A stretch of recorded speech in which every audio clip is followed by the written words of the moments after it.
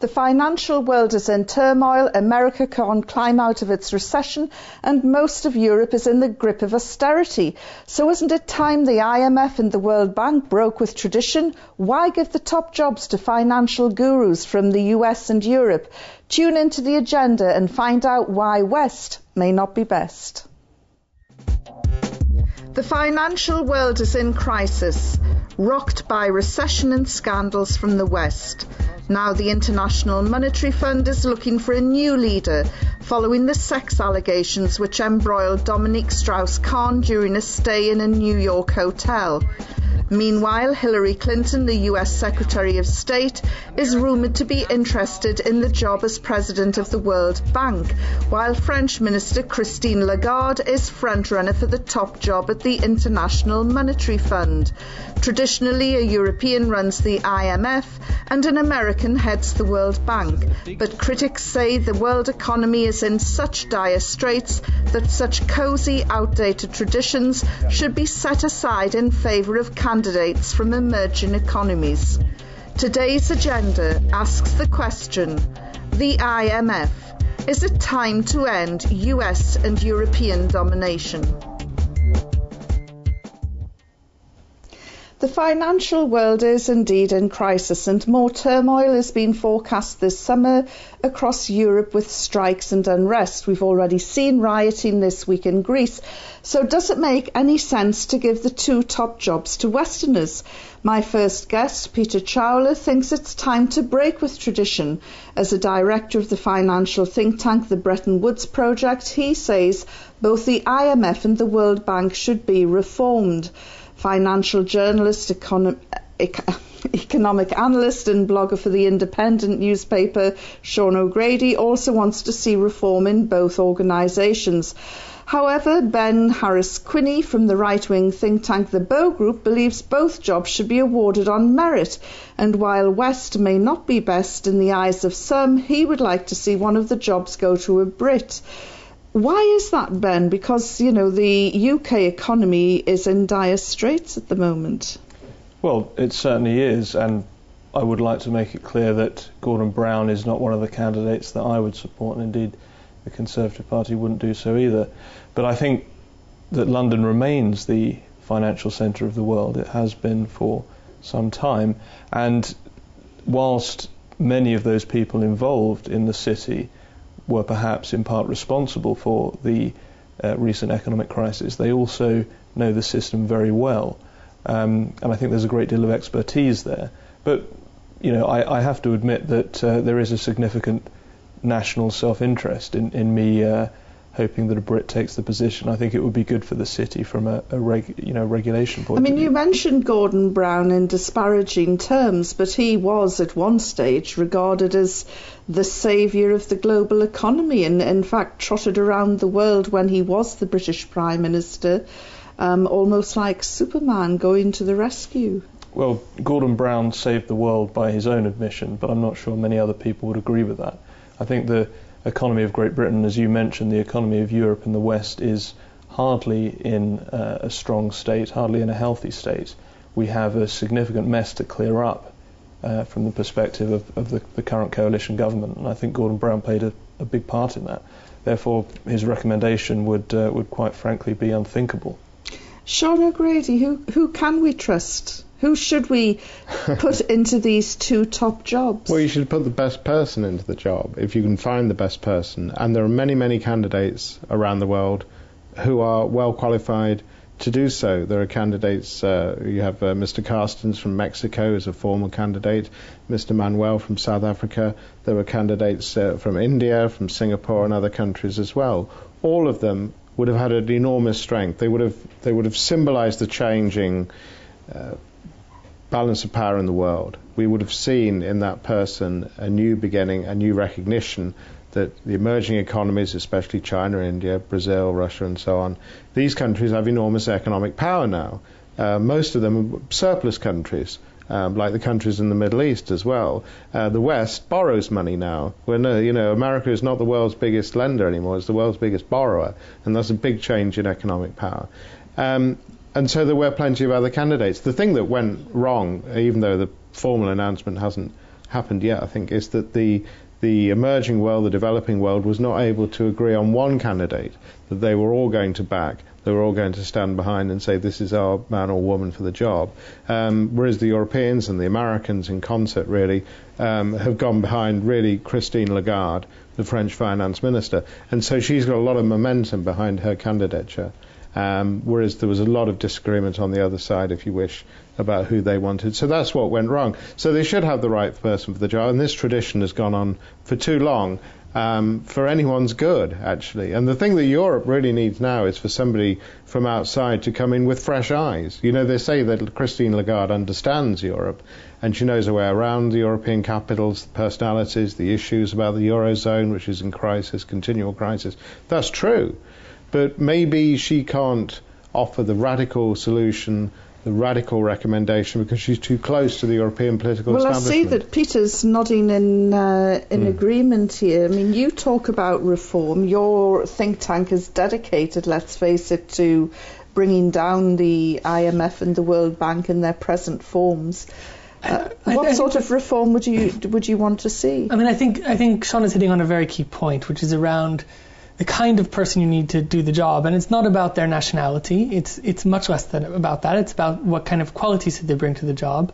And we can't blame the developing countries for having put together or not put together, backing a single candidate. Frankly, the whole system was corrupt from the beginning. You have a vote share of Europe combined over 30%, and with the Americans backing, they can automatically install a candidate, even if all 150 countries in the world got together and said no, it wouldn't matter. So, I mean, there's a real problem structurally with the way the institutions are structured. Sounds a bit like the UN Security Council. It is a bit like that, except it's even more skewed towards the West, and it's been in need of reform for decades. It's not something that's come about in the last 10 years. I think the issue of what we need for a candidate is very different for the bank and the fund. You need people with different qualities. I frankly don't think people in the City of London are the right kind of people who are geared towards making a profit out of every opportunity they see. That's not what these institutions are there for. They're public institutions, international multilateral institutions, which are there to provide public goods. The one thing we need at the IMF, most specifically, is we do need somebody who's independent of the major member states. Christine Lagarde really is not it. She's been instrumentally involved in the European bailouts in Greece, which are heavily problematic and heavily contested in Greece, and frankly failing to achieve their objectives. And she's too tied into European political structures. And you need somebody who's independent at the IMF. The second thing you need somebody who understands the problems of middle-income and low-income countries, which Christine Lagarde has no experience with at all. Well, if I come over to you, Ben, so would you like to see Christine Lagarde move aside in favour of the Mexican candidate? Well, I completely agree with Sean in the sense that whilst I think most British people would have an interest in seeing a Brit as a candidate, in general it's got to be the best person for the job. I see no reason any longer to continue with this structure of having a European at the IMF and an American at the World Bank. I think the Bretton Woods system has not collapsed, but there has been a realignment, and I would be confident that over the next 10 years there'll be a reflection of that in the roles at the top of the World Bank and the IMF, and indeed other international financial institutions. Well, I wouldn't be so sure, because it's quite ironic actually that Gordon Brown and other Western leaders for many years now has talked about reforming the IMF. They've talked about giving countries like China and India more votes. They talked about changing the leadership. They talked about ending this convention that the American runs the World Bank, the European runs the IMF. And yet, although there has been progress on that, not enough. And when we come to a real decision point now, where there was an embarrassing scandal which meant the European man could no longer run the IMF, we still have a situation where somebody with the same background from the same country goes into the same job. Let me come back to that point in a minute. Let me say it's worse than that, because the Americans have just yesterday, their Deputy Undersecretary for International Affairs at their Treasury says it's in our interest to maintain the leadership at the World Bank. Well, if they're I still just demanding interrupt that now, because Mohammed Walji did go off to the home of the so-called banksters to see if he could raise interest in today's topic, and this is what he found. I'm here in East London today, home of the UK's financial sector, to ask members of the public what they think about the IMF and the World Bank. So let's hear what they had to say. Do you think the IMF's top job should go to someone from the West, despite the West's finances being in such dire straits? No, I think the IMF's top job should just go to whoever is the best qualified person, regardless of where they're from. Yes, as if they had traditionally held the position. If so, they have the background experience of it, so I believe it should do.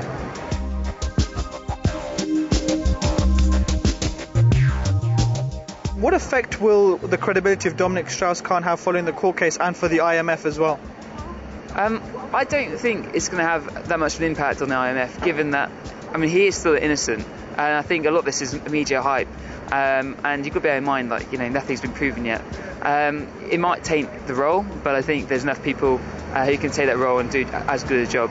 Well, it's obviously had a negative impact on its credibility, but as long as the next person that comes in is good at managing the IMF and where the funds are distributed, then it should be recoverable, I would say. Hillary Clinton's name's been linked to the top job as the president of the World Bank. Do you think it should go to her because she's an American like her traditionally has?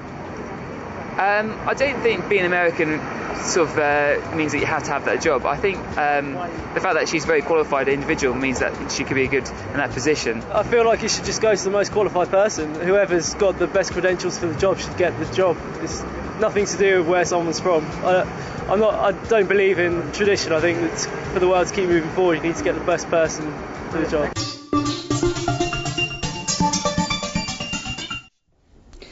Sean, two things. One, I'd like your views on this linking of Hillary Clinton to the World Bank. She's denying it vociferously, but we've had denials from politicians before on these issues. And secondly, your response to the views given there. Well, I think on Mrs. Clinton, I think the World Bank wants a good candidate for the job, and Hillary Clinton's come out of the shadow of her husband. She's been a reasonably successful Secretary of State. She was going to be a presidential candidate. She nearly got that. So she's a very prominent politician in her own right, and I think in the work that she's done in the State Department, she's got an idea about some of the issues in the developing world. So she'd be a good candidate for the job, and maybe in her own way, thinking about her career, maybe she doesn't know what's going to happen after the next presidential election, whether there'll still be a Democrat administration or who's going to be in what job. So there's reasons why she might like the job, and there's a reason why the World Bank might like her, and she's not a bad candidate at all. And Robert Zoellick, who's the current president, who's an American, has done a superb job. He speaks up for the developing world. He speaks up on issues like hunger and food and some of the abuses that have crept into that through the world financial system and so on. So the Americans, in recent years at any rate, have done a good job on the World Bank, and Hillary Clinton is a good candidate. But that isn't a reason why she should necessarily get it. And as the people outside the banks in London were saying, it has to go to the best candidate for the job. There isn't quite a vacancy yet. I think Robert Zoellick's in for a year or two longer. So we'll see who emerges from the rest of the world as a candidate. But the fact that the Europeans look like Christine Lagarde looks like she's going to get the IMF probably means the Americans won't want to let go of the World Bank. So this thing will just perpetuate for years and years.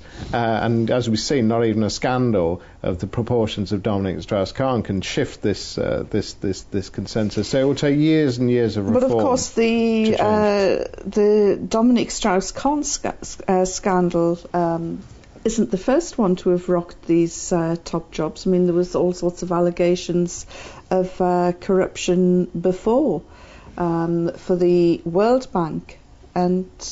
Well, I think the issue with Dominic Strauss-Kahn isn't really an issue of corruption. It's perhaps an issue of an illegal rape, which is an entirely different crime, and in that sense I don't think you can paint a picture of a criminal tendency throughout the organisation. I think these are obviously completely different incidents. He hasn't been tried, so yes, until an allegation. We can't make a judgment there. But I think an important point has come up in that there seems to be a suggestion that the chair of the World Bank and the chair of the IMF in some way constitutes a dictatorship, and that certainly isn't true either. I think there is a reflection of the emerging economies in these organisations. For example, one of the chief economists at the World Bank is Chinese, and it would be wrong to suggest that whichever nation or whichever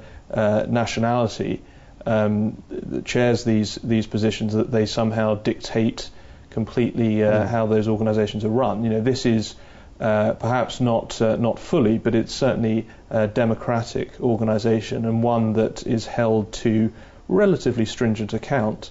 And I refute the notion that whoever takes the job acts purely in their own nation's self-interest, because that's entirely opposite of the point of the organisations themselves. That's definitely not true, because I think we have institutions which are actually lacking in any kind of accountability mechanisms that are formal and legal. They don't accept any human rights law, they don't accept any international covenants, and their own internal accountability mechanisms actually have no teeth and no ability to sanction the institution. You have institutions which, though it is not a dictatorship, far be it to describe it as a democracy internally or externally. You have voting weight, which is determined by the amount of money you have, not by whether you exist. But that isn't changed by who is the chair. True. So we have two problems. You have both a problem with who's in the leadership position and who controls the institution and how they control the voting rights. And they happen to coincide and they go together, because as you control the voting rights, as the Europeans and the Americans dominate the institutions and dominate their shareholding, they get to install their own candidates in the leadership. And you have a feedback cycle which goes back and forth between the institutions. That will change inevitably, because we live in a world where the West has to, most of the Western countries have to borrow from the emerging countries and from the Middle East. But it will take decades. That's how it would. I'm not so sure. That's happened already quite quickly. The system is reflective of economic power. I mean, that's the basis of the voting system. Well, it's reflective of economic power in 1944, and because the Americans and the Europeans have the amount of voting weight that they have, they're allowed to veto any changes to that voting power. So believe me, if we think that the Chinese wouldn't be willing to buy out the IMF or the World Bank if they were put into an IPO on the London Stock Exchange, they would probably do it in a second. They might be. Well, on that note, let's head for the Agenda's electronic post room, where Mohammed Walji selects the best Facebook responses to today's topic. Thanks, Yvonne.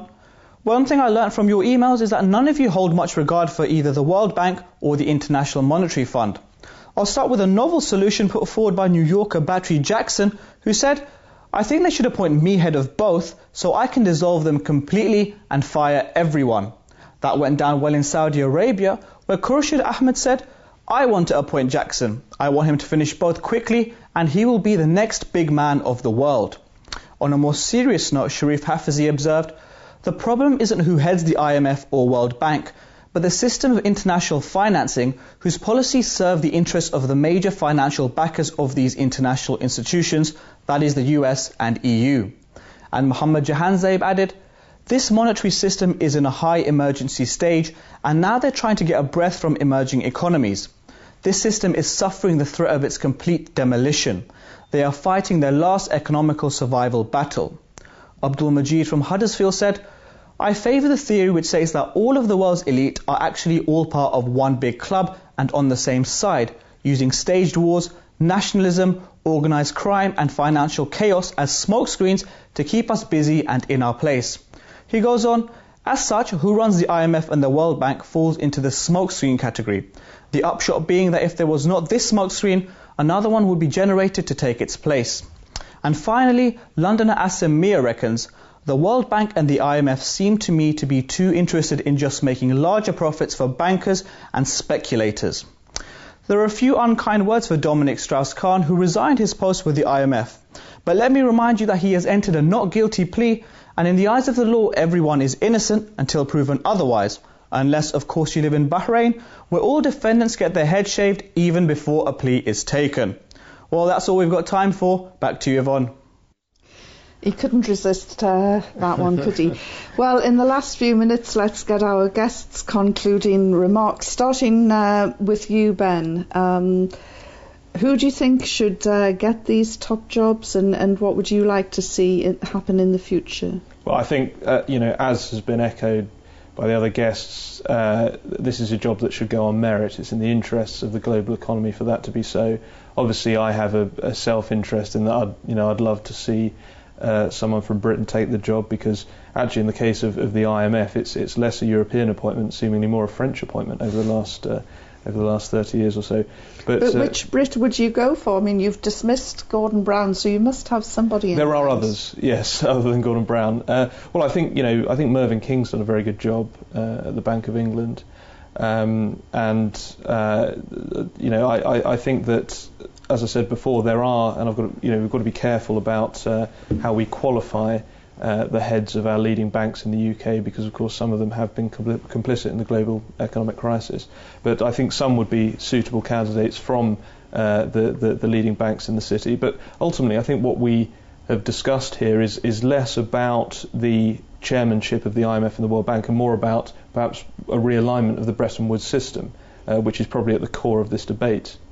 Right, well, we'll leave that system to the end, and if we move over to Sean, you've written extensively about this. Well, for now, I think they should put Mr. Carstens of Mexico in the job. He's very well regarded central banker by his peers. He has an excellent reputation. He'd do a fine job. He'd be able to look at Europe's problems afresh, and I think objectively. And I think that would be a very, very important thing. The IMF is actually more important now than it has been for many, many years. In the good years, when everyone was doing okay, countries didn't get into so much trouble. They didn't need bailouts. The IMF didn't have much to do, frankly. Since the financial crisis, and especially in Europe, in other parts of the world, Pakistan, Ukraine, other countries, they've got themselves into trouble. They need loans. There needs to be a mechanism for reform in these countries. There needs to be a mechanism to make funds available to prevent even worse economic damage. That's what the IMF has always been about, and what it will continue to be about. So you don't think the French are necessarily going to be front runners? You don't think it's a done deal? It. I'm sure Christine Lagarde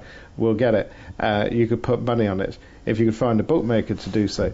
But in terms of what I would like to see and what would be ideal, I think the Mexican contender would be a very fine candidate in any case, and would be a very, very important symbolic change. Well, Peter, your concluding remarks. I mean, I have to say, I don't think either of the candidates are any good, frankly. I mean, Christine Lagarde clearly has problems of her independence and where she comes from. I actually don't rate Augustin Carstens very well. He comes from an orthodox neoliberal economic background. He didn't quite judge the financial crisis very well in 2009 or 2008 when things were breaking down quite quickly in America. He simply said, his comment was that this is just a little cold, it's not a pneumonia, and we won't catch it in Mexico. And Mexico ended up being one of the worst affected countries in Latin America. His judgment is not very good and not very sound on these issues. And I think one of the main other issues at the IMF, and we haven't talked much about, Ben referenced it briefly, there's an issue around the structure of global finance and the way finance is regulated. Now, that's not the IMF's job, but it has a stake in that. And if we look at somebody like Augustin Carstens, who's been there throughout the time in Mexico, helping to deregulate the financial sector and promote, a deregulation agenda, which hasn't helped anybody, and we've seen that from the financial crisis. The IMF has a purpose. It needs to serve that purpose, and that's to provide an independent voice to oversee rich country policies. It's not going to be done as long as rich countries, hold all the stakes in the game. Well, at the moment, though, it looks as though the West are still very much in there.